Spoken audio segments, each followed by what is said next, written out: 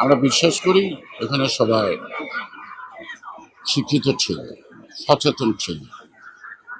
এই নির্বাচন নিয়ে নির্বাচনে যারা দায়িত্বে আছেন পরিচালনার, তারা নয়ছয় করার সুযোগ দিবে বলে আমার মনে হয় না। তারপরে এই সচেতন ছাত্র গোষ্ঠী তাদের প্রতিনিধি নির্বাচনে যারা তারা যে ফলাফল দেয় সেটাকে আমরা স্বাগত জানাই। সুষ্ঠু নির্বাচন হলে জাতীয়তাবাদী শক্তি জয়লাভের ব্যাপারে কতটুকু আশা করি? আমরা তো আশাবাদী।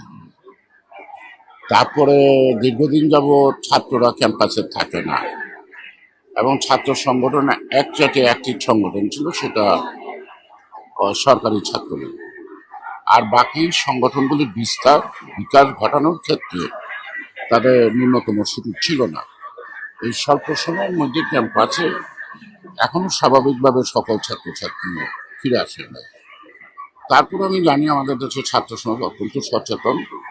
তারা নিশ্চয়ই তাদের বুদ্ধিমত্তা দিয়ে তারা তাদের সিদ্ধান্ত নেয়।